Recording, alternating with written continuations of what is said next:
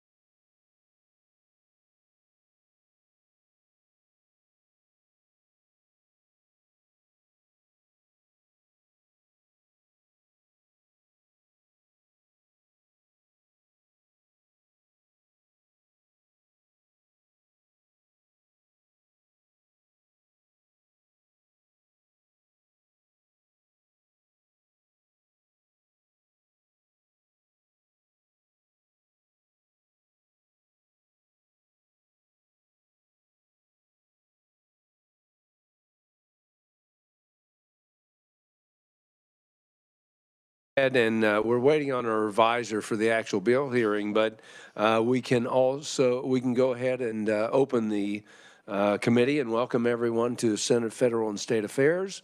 We have a bill hearing coming up on Senate Bill 431, but before we do, we're going to ask for any bill introductions. And well, do we need a revisor for that? I guess we probably do. Do we not? Well, so let's hold off on bill introductions, and we'll go to the approval of minutes. And committee, you were sent out the minutes on our meetings from January 29th, 30th, 31st, and February 2nd, 5th, 6th, 7th, and 8th. Hopefully you've had time to review those. And I would entertain a motion on the minutes at this point. If anyone would be. Senator Blasey? Thank you, Mr. Chairman. I will move we approve the minutes.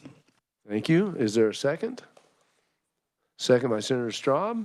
Any discussion? All those in favor say aye. Aye. All those opposed, no. Thank you very much. Mr. Chair? Yes. I was not present at any of those meetings. Can I be recorded as abstaining? Absolutely. Senator Francisco abstains because of she's our guest senator today, sitting in on this, and she's come at a perfect day because we have a very good hearing. And Jason's blowing in here very late. Must have. That's okay. We understand. Let you get your bearings before we go.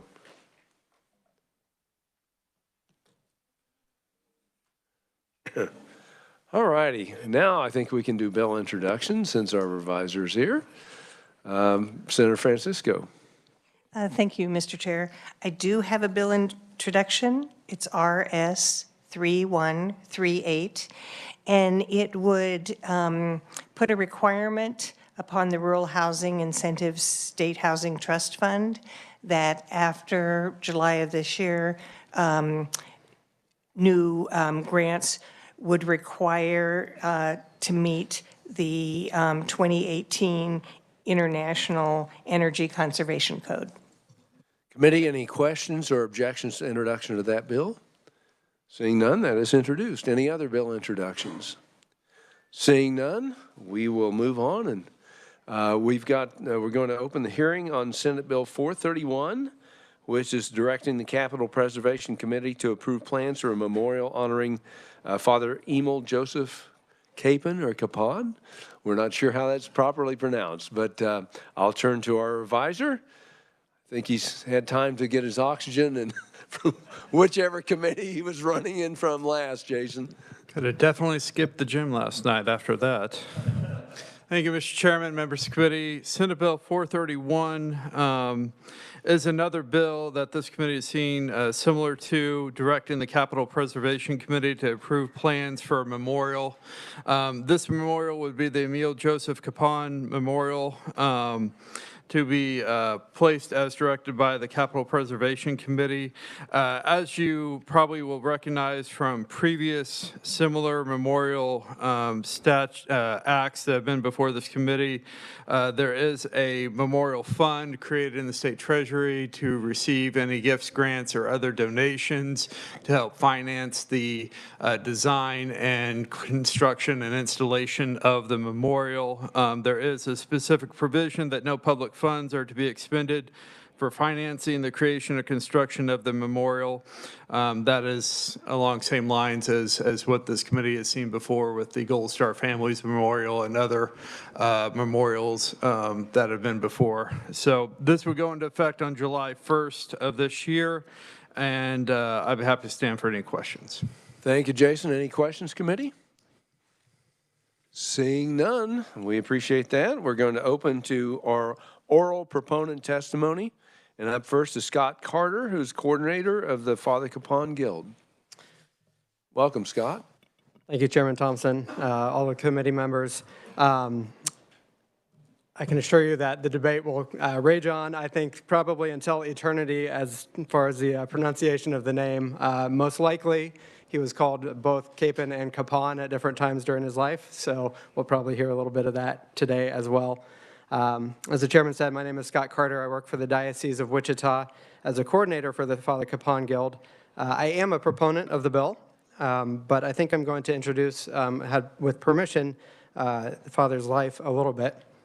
He was born in 1916 in the town of Pilsen, Kansas, in Marion County, primarily a farming community of Czech immigrants with some other influences, obviously, as well. His time there on the farm, learning hard work, learning neighborliness, charity, filled with the faith, loyalty to our country as well, really shaped him for the future. In 1940, he was ordained a Catholic priest for the Diocese of Wichita, but quickly felt a calling to serve as a chaplain in the Army, especially as World War II was getting started and underway. He served in Burma and India towards the end of the war, didn't see a lot of action, but after several years passed, really still felt that calling to serve the men of the Army and was given permission to re-enter as an officer in 1949. He was sent to Japan with the 1st Cavalry Division, and in 1950, in the summer when the Korean War started, when North Korea invaded the South, they were some of the first units sent to the war. I think it was about 3 weeks after the war started. And so he was there from the beginning, and with experience that he had from his previous time in the Army, saw the need to step up, not only in his official duties as a chaplain to hold religious services, to pray with people at the aid station, but to encourage the troops as much as he could on the front lines, and also risking his life to rescue the wounded.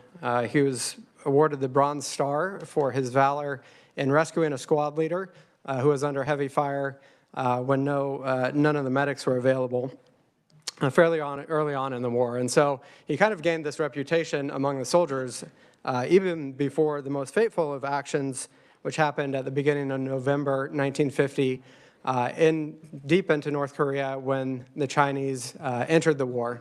And they ambushed our American troops, and most of the men were ordered to retreat, while his battalion was ordered to stay behind and cover the retreat.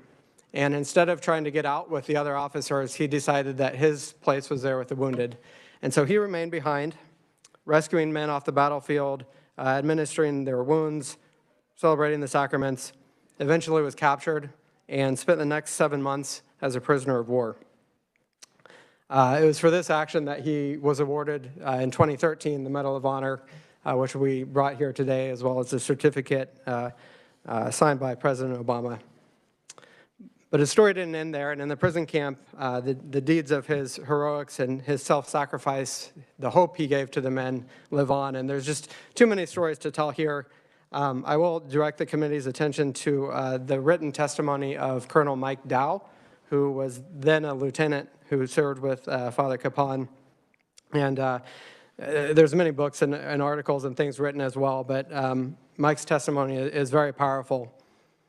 Father Capon died in the prison camp in May 23rd of 1951, but his legacy lived on, and really it was when the prisoners were released in 1953 that this story spread. That's kind of where my part comes in, and I want to share everything that's happened after his death, just to share that really what I'm privileged to view is responding to how his legacy continues to live on. It reaches through time, it reaches across all divides of life, and continues to have an impact today. In 1993, he was named a servant of God by the Catholic Church, meaning that his cause for sainthood could continue. In 2013 was the Medal of Honor. But really, I think it has grown since those two things in leaps and bounds, reaching people across all 50 states, I think over 30 different countries outside of the United States, book deals and all sorts of stuff. There's HarperCollins is publishing a book that may be a New York Times bestseller, potential movie in the works.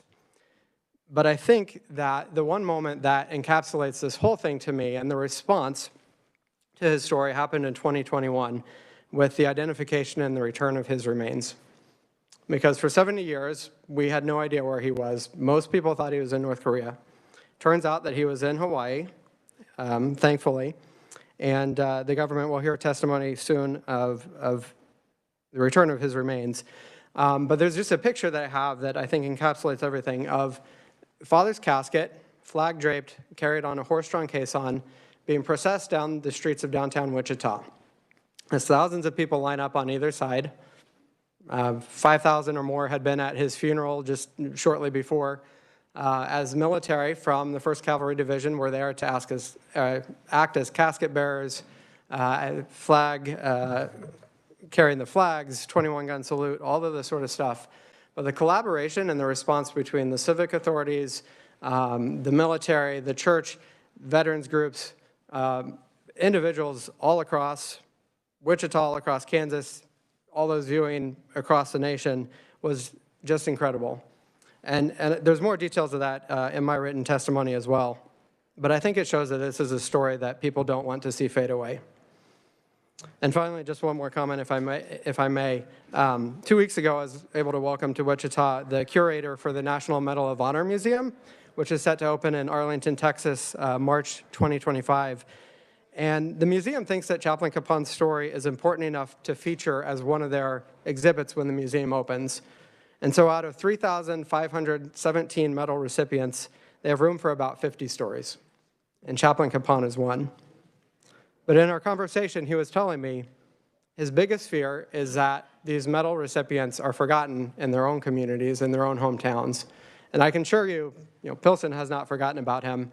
But I think this bill is a great opportunity to ensure that he lives on in the minds, the hearts, the lives of Kansans for generations to come. So thank you very much, and if you have any more questions of me, I'll be available. Thank you. Thank you, Scott. We will open to questions after we hear all the oral proponents. And again, committee, I forgot to point out, we do have the Medal of Honor right here in the room over on the table underneath the monitors. Pretty neat for you to take a viewing of. Up next, we have Ray Emil Capon, who is a spokesman for the Capon family. And I believe Ray is on WebEx. Ray, can you hear me? I know we were having some trouble with WebEx audio in the previous committee I was in, so I don't know if that's still the situation this morning. Okay. Well, we'll continue to work and see if you can't get him online, and then we'll move on to Michael. Is it Grotoff? I don't want to mess that one up. Michael from Kansas State Council of the Knights of Columbus. Knights of Columbus. Welcome to the committee, Michael. Thank you, Mr. Chairman, members of the committee. My name is Mike Grotoff. That's how we pronounce it. And I am the state deputy and the leader of the Knights of Columbus in the state of Kansas. Thank you for allowing me to testify on behalf of our membership in favor of Senate Bill 431. The Knights of Columbus is a Catholic fraternal service organization inspired by our four principles: charity, unity, fraternity, and patriotism. I'm proud to represent our over 38,600 Knights and their families across 280 local councils throughout the Sunflower State. On behalf of the Knights, we enthusiastically support Senate Bill 431, and we believe that adding a statue of Chaplain Father Emil Capon demonstrates our commitment to the values that this humble servant embodied. The Knights of Columbus stands ready to increase awareness of this initiative among our membership through our social media platforms and through our websites and through organizational mailings across the state of Kansas, and to raise funds for this project. We have a strong track record of raising funds for charitable projects, organizations. We annually raise hundreds of thousands of dollars to support Special Olympics throughout the state of Kansas. In particular, I want to raise our awareness that Knights of Columbus has been a partner with the Archdiocese of Military Services to help provide funds to educate future generations of military chaplains, such as Father Capon. Since its inception, the Knights Military Chaplain Scholarship Program has supported over 70 military chaplains, and we have another 40 seminarians studying for the priesthood to follow in Father Capon's footsteps. These are just a few of the charitable acts that the Knights of Columbus support, and I can assure you that our membership will get behind this project to honor Father Capon. Our members have a special affection for Father Capon, and all of our Knights across the state will embrace this project and work diligently towards its success. I urge you to pass Senate Bill 431, recognizing the impact of Father Capon has had on both our great state and on our nation, and I stand ready for any questions the committee may have. Thank you, Michael. I appreciate it very much. Circle back, any update on the WebEx with the family, Ray Capone? Nothing yet. Ray, I don't know if you're muted or not. We had some problems with the WebEx in another committee, so it may be down today. I'm going to move on then, and if he becomes available, please let me know. Next up is David Mueller, who's chairman of the Marion County Commission, out where Pilsen is located. Dave? Yes. Thank you for your warm welcome, Mr. Chairman, members of the committee. It's a pleasure and an honor to be here today. I really hope you get to hear directly from Ray, and I'm also honored to have Harriet and Laverne here today. If you could hear the story from them, you would really get the true impact of just what a difference his life has made. But in any case, my name is David Mueller. I'm a farmer and a rancher, grew up all my life near Pilsen, so I've heard the story my entire life, and it's been a true blessing. It's made a true impact on our community. As county commissioner, my neighbors elected me. I now represent and am honored to represent the Pilsen area and my neighbors in that area. And as you come to that area, you'll see the selflessness, the sacrifice, the willingness to help each other as neighbors. As I gathered my thoughts on what to share with you today, the words that kept surfacing are inspiration and sacrifice. All my life I've heard the story of Father Capon and from the people who knew him and knew his family. His story of selfless sacrifice for prisoners during the Korean War is an inspiration to all of us and reflects the best of Kansas values. It's an encouraging message to people around the world who flock to Pilsen to walk in his steps. While I'm not a Catholic myself, I'm a Lutheran, I fully appreciate the significance of sainthood and hope that this process continues to inspire the people of all our faiths. But not only is it a religious story, it's also a military story, as you can see from the tremendous support.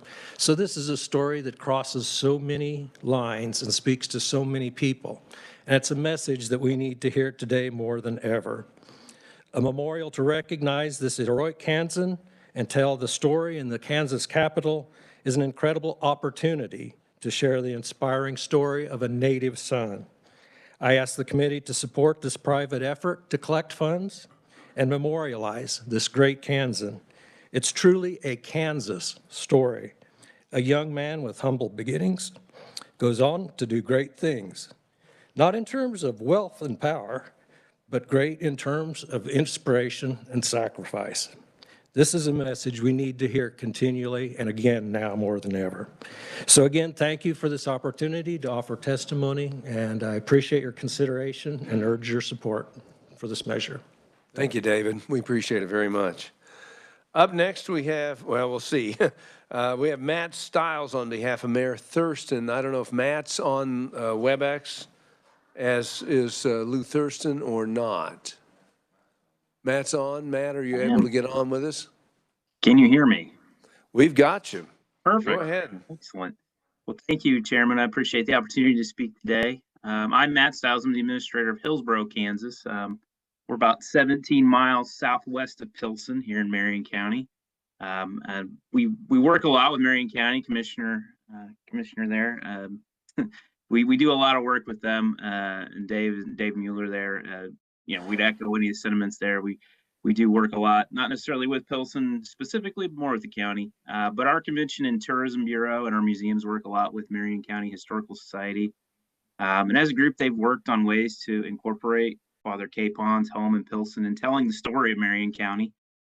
Hillsborough itself is predominantly a Mennonite community, and traditionally you don't think about active military service when you think about Mennonite communities, but we do have a substantial population of veterans and some active duty reservists here in Hillsborough, and we collaborate pretty frequently with Fort Riley through our membership with the Flint Hills Regional Council, and we have a pretty strong legion here too. So we have a tradition of military service despite being a Mennonite community. I think we have a real reverence for that. And as I mentioned, we're not Catholic. I'm not Catholic. We're not, predominantly Catholic in Hillsborough, but we think that Father Capon transcends those boundaries and labels of faith. His life demonstrates the character of the people from Marion County and Kansas, or at least what we would aspire to be. And Father Capon's actions and character are worth honoring, frankly. I think if he were here with us, I think he would probably shy away from the honor. Humility is that trait that avoids the spotlight to hold others up, and I think that is something that he gave his life to do. And so it's something that we should take the opportunity to honor. His selfless acts, bravery in the face of unsurmountable adversity, that's nothing short of amazing, and some would probably say miraculous. Hopefully the Vatican finds it miraculous. He's not only a great Kansan, but a great human being, and is worthy of this honor. So Senate Bill 413 provides this opportunity to appropriately honor his legacy with this memorial and hopefully inspire future generations of Kansans. The funding is 100% privately raised. I think that's appropriate.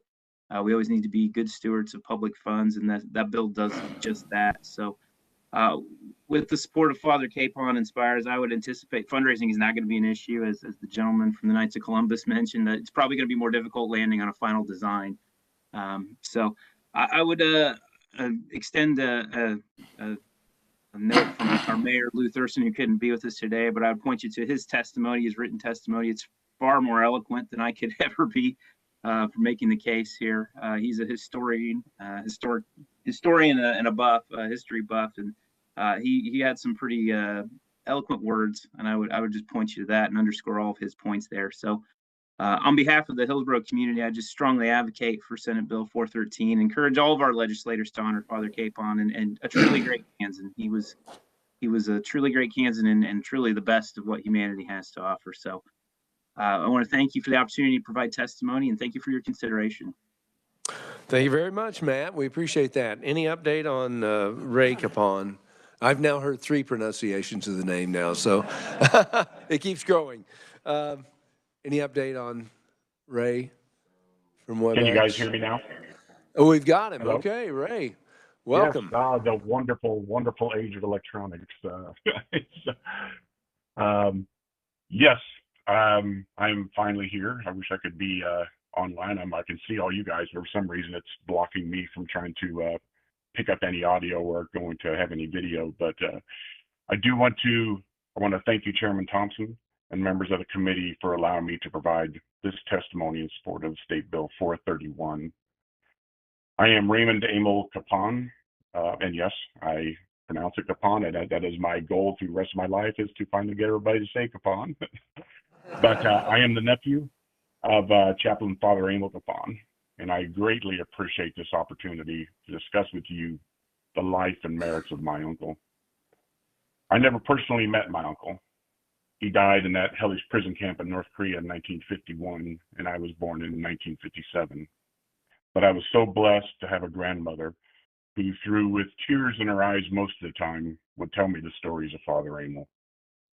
Father Emil was a priest, a soldier, a chaplain, a hero, but more than anything else, he was a native Kansan through and through.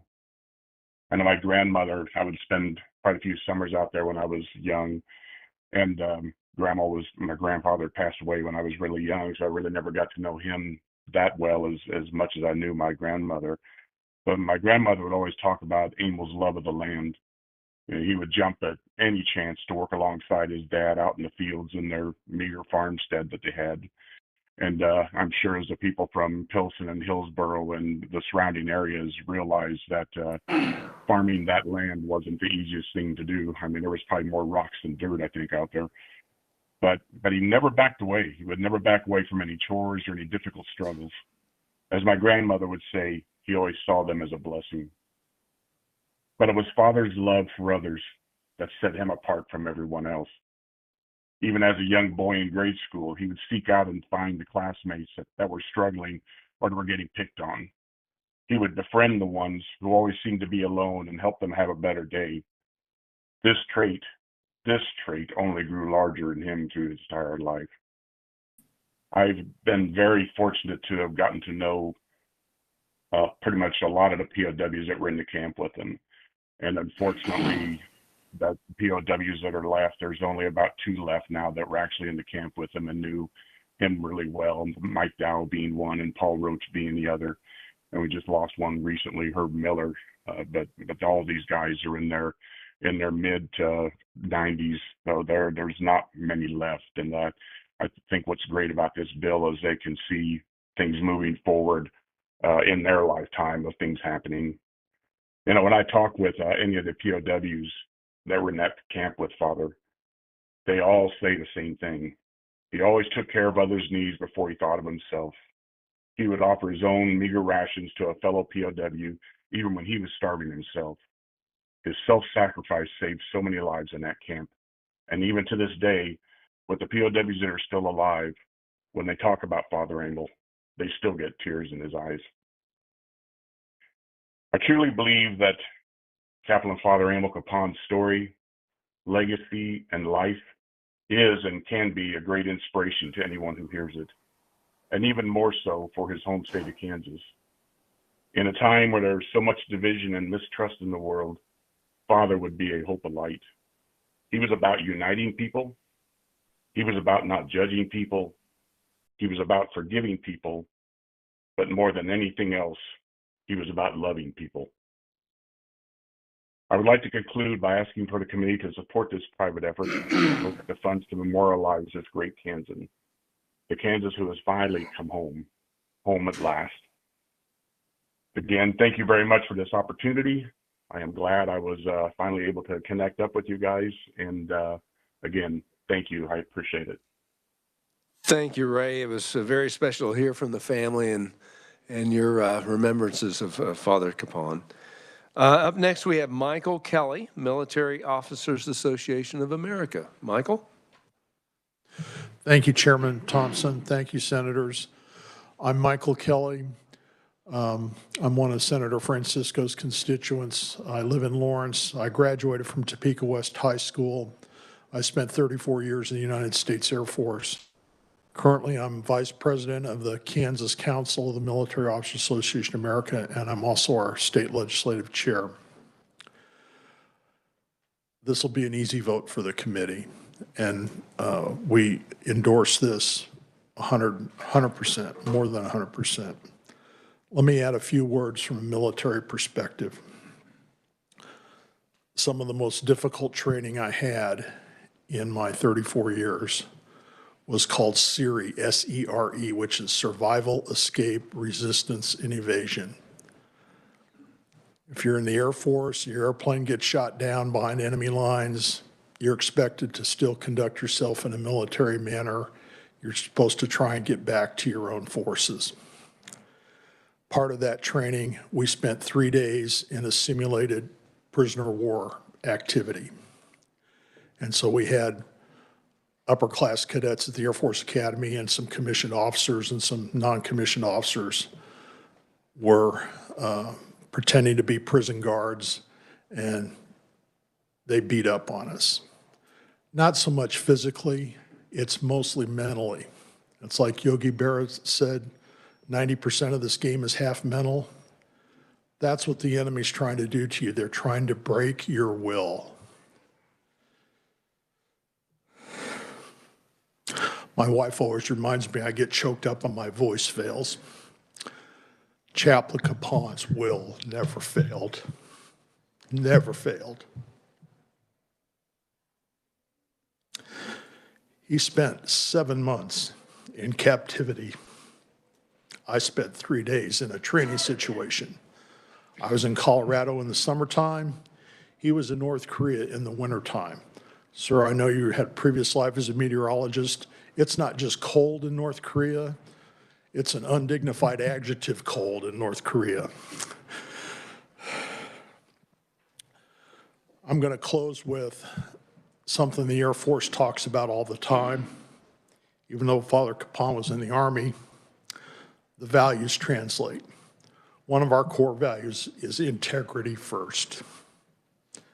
Chaplain Capon, as a non-combatant, could have evacuated with the other evacuees, some of the wounded that could be moved. No, he stayed with the wounded that could not be moved, and he knew he was going to be captured. That was integrity first. Service before self. You've heard the other conferees talk about how he would give up his food, how he would give up his clothing, how he would think of others before his own needs. That took him right to the end. And last is excellence in all we do. That's the 3rd Air Force core value. Chaplain Capon served his country overseas twice. He served right to the end.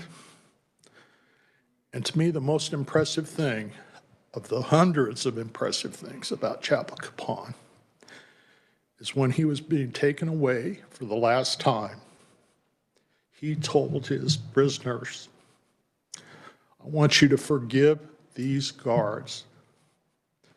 So he appealed to the humanity of the people that were tormenting him, and he forgave them. This man was just not physically courageous, he was morally courageous. And he's a moral giant, and we should never let his memory be stricken from the history of this fine state. Thank you, sir. I'll stand for any questions at the appropriate time. Thank you, Michael. And our final oral proponent testimony comes from our Senate Vice President, Rick Wilborn, District 35. Mr. Vice President. Thank you, Mr. Chairman and Vice Chairman Cluse and Ranking Minority Leader in absence, Pascal. It is a pleasure to appear before the Federal State Committee. I did serve on this committee for 4 years, I believe it was, and thoroughly enjoy the diversity of which you deal with. Today you have heard some very compelling testimony, some very good stories. I'll not give any stories. I do have written testimony before you, and also attached is a press release from ex-CIA Director Mike Pompeo, and the transcript from President Obama when he awarded the Medal of Honor to Emil Capon. Father Capon, of course, you've heard now, was born in Pilsen, Kansas, which is in Marion, Kansas, which is part of the 35th Senate District. This week, Mike Pompeo issued a press release, which is attached. He was very instrumental in working with the Obama administration in providing and preparing for the Medal of Honor. President Obama awarded the Father Capon the Medal of Honor in 2013. Just in May of 2023, the Harrington Post Office was honored and renamed the Chaplain Emil Capon Post Office. I attended that event. 4 Kansas congressmen provided the bill that H.R. 2044 that was passed unanimously by the House of Representatives and the U.S. Senate and signed by President Joe Biden. On September 29th, 2021, Father Capon's remains laid to rest in Wichita. Governor Kelly named that day Father Capon Day. And I quote, Father Capon was known to care for all prisoners, regardless of their background or religion. We are proud to honor this service and sacrifice for his country, unquote, by Governor Kelly. As a non-Catholic, I totally agree that Chaplain Capon transcends all cultural divisions. Father Capon is the most decorated U.S. chaplain in history. He is a native Kansan, an American hero. He's been recognized by President Obama with the highest military honor that our nation can bestow, and name adorns federal buildings, military establishments, and memorials across the globe. I know our State House visitors and all elected officials will profit from the daily remembrance of the presence of his memorial statue here in this building. I thank you for your time, and if you have any questions, I'll be glad to stand for them. I do have a copy of the proclamation, if you'd like, sitting over here adjacent to the Medal of Honor. Thank you for your time. Thank you, Mr. Vice President. Committee, I'll open the questions here for the proponents in a second. Just want to call your attention also to the stellar lineup of written proponent testimony. We've got from Chuck Weber, the Kansas Catholic Conference, Congressman Jake LaTurner, Ray Dow, who also has some very powerful written testimony, Senator Jerry Moran, Sedgwick County Commission, and Lee Taffanelli. Committee, any questions for our proponents before we open to oral neutral testimony? Seeing none, thank you very much. We'll move on now to our oral neutral testimony, first from Kelly McKeague, the Defense POW MIA Accounting Agency, and I believe Kelly's on WebEx. Mr. Chairman and Senators, good morning from the Pentagon, and thank you for the opportunity to testify before this August committee. You'll note that my testimony is neutral simply because federal ethics rules prevent me from being either a proponent or an opponent. Mr. Chairman and Senators, I am privileged to lead the Defense POW MIA Accounting Agency, or DPAA. We are charged with the sacred mission of searching for, recovering, and identifying the remains of Americans missing from World War II through the Iraq conflicts. There are tens of thousands still missing from these wars, each one with a unique story. These cases are complex and the work painstaking. So it's incredible when we are able to identify someone, particularly for his family, but also for his community. The soldier being considered for a permanent memorial through this bill is one of these incredible identifications DPAA made.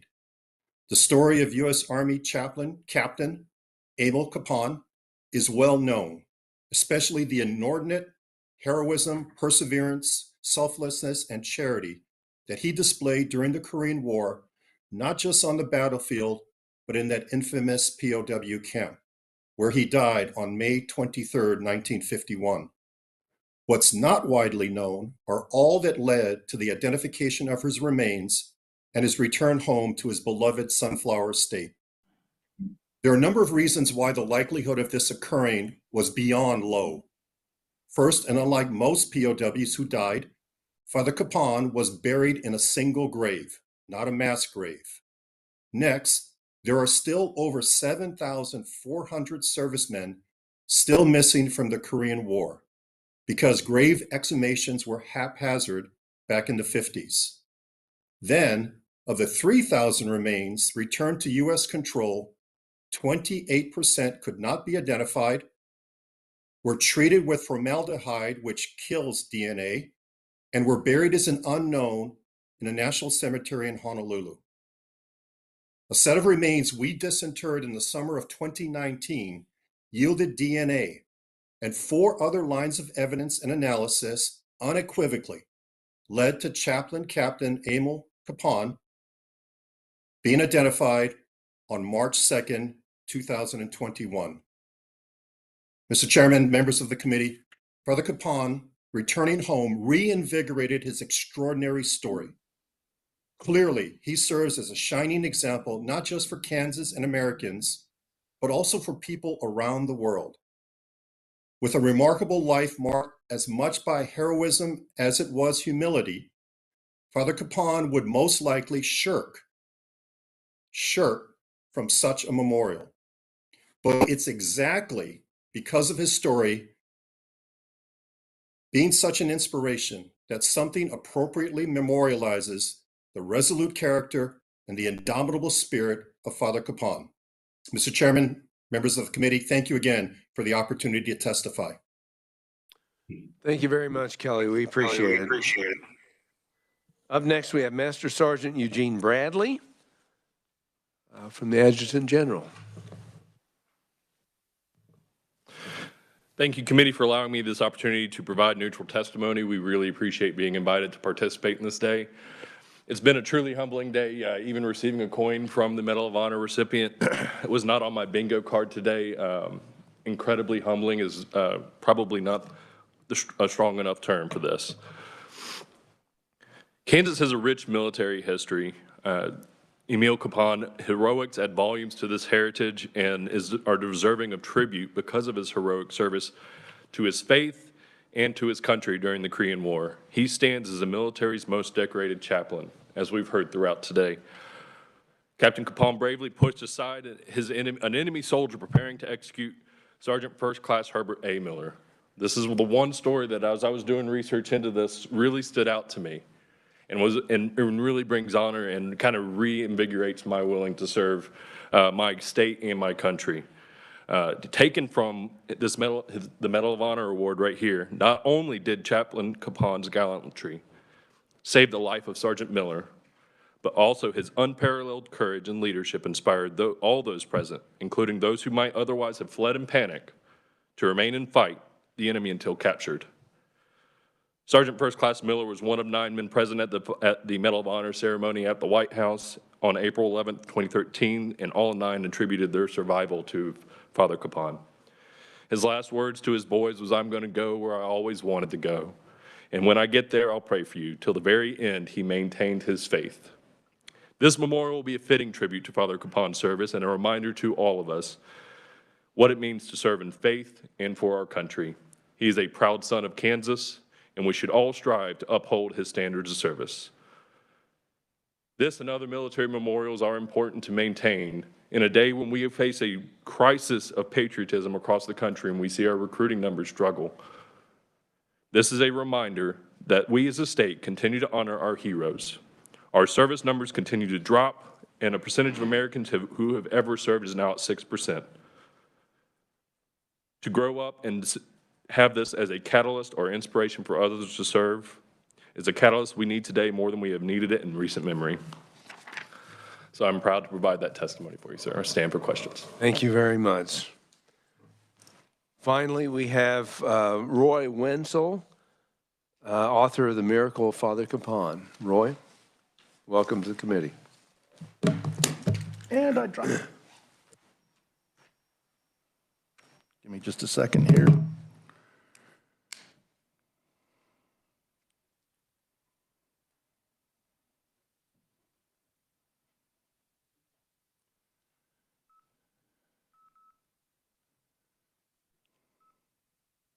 Anyway, thank you for hearing me today.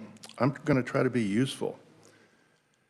Much of what you do in your lives as senators is you listen to soaring language, and that's totally honorable and good. It's how stories get told.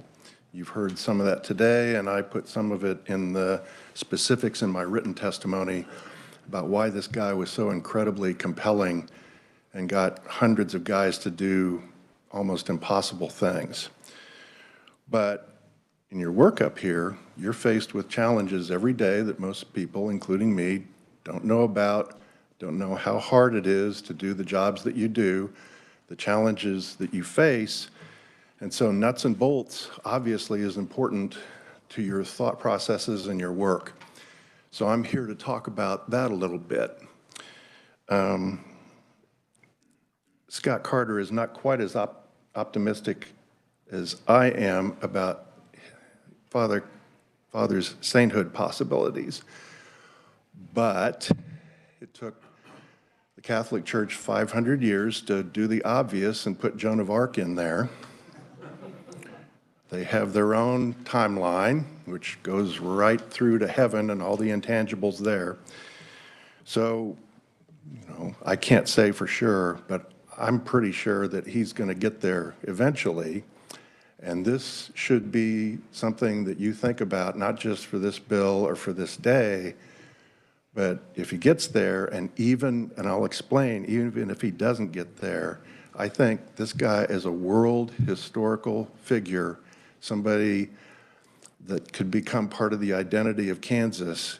I think when he gets sainthood, that puts him in the same conversation with Amelia Earhart, Dwight Eisenhower, and I'm probably leaving out one or two others, famous world-class, incredible Kansans.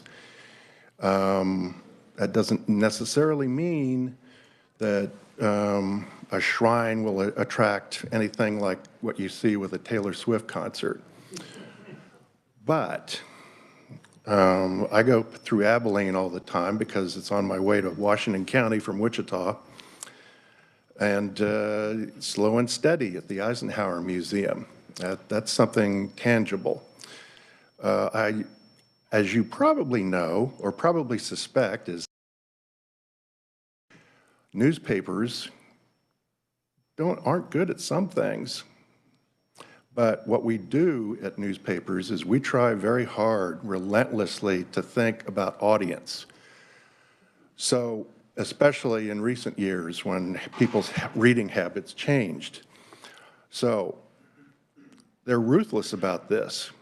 They're all my friends at the Eagle, but my last 5 years at the Eagle, whenever I wanted to they're ruthless about decisions about what stories to cover. So, for example, I tried 2 or 3 times a year to write about the poor and the homeless. I wanted their voices represented, and the editors would push back. We care about the poor, Roy. We care about the downtrodden, but nobody reads those stories, which sounds like a cruel and ruthless thing to say, but they had a point, and it was backed up by their own research. But in contrast to that, I've covered this story, Father's story, since 2009, did this book, which is still selling, very healthy. There are royalties to the Eagle every year, none of them, by the way, going to the author. Life is not fair, as you know. But most of the really long stories you'll see in the Star or the Eagle will not go past 800 words, 750 words. I could walk into the Eagle newsroom tomorrow and tell them that I want to do a 3,000-word story on Father, and I will get no argument. The stories that Travis Hine and I put together when his remains came home, those stories were, one of them at least, was tens of thousands of words. It was by far, since 2009, by far the longest stories ever published in the Eagle were stories that Travis and I put together about Father. He's incredibly compelling. And with Eisenhower and Earhart, you don't have two incredibly devoted built-in audiences. Catholics love this story, and that's why this book is still selling. A lot of Protestants buy it too. This will not stop, not tomorrow, not next year. It's been going like that since 2009. This is, it sounds ruthless to say, but as a marketing thing, this guy is never going to stop producing for the state of Kansas. This is important to think about. I think the church is probably, if he reaches sainthood, when he reaches sainthood, probably going to think about some sort of national shrine. You don't have pilgrimages going to Eisenhower or Amelia. You will have lots of those going to a shrine devoted to Father. Catholics will go. Catholics from all over the world will go, because this book got translated into multiple languages, and so Czech, Spanish, I think Portuguese too. People come from all over the world, as Harriet Bina can tell you, to come not only visit where he grew up, but to feel the power, the spiritual power.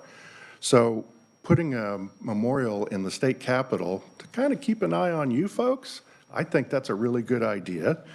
It's not just the tangible of how this might be, tourism dollars, but it's also, think about the state's identity. I'm 68, I grew up in Washington County. Eisenhower is very much a part of my growing up and my identity, as is Amelia Earhart. He's cool. He's just an amazing, cool guy, and he's never going to stop being that. And he's going to be a prominent figure in the state of Kansas, regardless of what the Vatican decides. That's it. Thank you for listening. Thank you, Roy. We appreciate it very much. We also have written neutral testimony from Lieutenant Colonel Moody from the Department of the Air Force. Committee, any questions for our neutral conferees? Seeing none, typically I like to let a bill sit overnight so the senators have a chance to consider this, but in this case, I would entertain a motion on this particular bill. Senator Blasey. Thank you, Mr. Chairman. And first, I just want to say thank you to every one of you who came here today to not only share testimony, share stories, and those who came just to listen. I know that our legislators are popping in and out just to hear the stories that were shared. And so this is a story that transcends many generations, and I think generations to come. And I just want to also thank the Vice President's office, Darren and the Vice President, for their support in gathering proponents for the bill and just testimony, and then Ed Miller with the Knights of Columbus and Scott Carter with the Diocese of Wichita. It's just, putting bills like this together came and discussed over the last several months, and I just think it'd be an honorable tribute to a Kansan who has shown heroism and humility, and his story, I think it's been stated already, transcends different faiths and just all people, and a story that we all can get behind and unite behind. So with that, Mr. Chairman, I will move that we pass out Senate Bill 431 favorably for passage. We have a motion by Senator Blasey, a second by Senator Peterson. I think he got in line first. Any discussion, committee? Senator Francisco. Thank you, Mr. Chair. I am so lucky to have been picked to sit in on this Fed and State meeting today. I was christened in the minister's office in 1950 rather than a church service to allow my father to be at the ceremony. He had served in the Navy during World War II and volunteered again for the Korean War. I so appreciate learning more about this story and just how much and what a difference it made to all others who served in the Korean War. Thank you, Senator. Any other questions or comments? I do want to say one thing. I worked under 2 men in the Navy who were POWs in Vietnam for 6 years, shot down over there. And knowing those men, this story brings back a lot of what I know of them. They were selfless, and this story is an amazing one for Kansas. So seeing no further discussion, we have a motion by Senator Blasey, a second by Senator Peterson. All those in favor say aye. All those opposed, no. We have a unanimous vote on Senate Bill 431 is passed out favorably. Committee, we have no more work for today. We do have a bill hearing tomorrow, and I will probably try to work a couple bills before the end of the week. We have no meeting on Wednesday. Thank you for choosing Fed and State over the Chiefs today. And with that,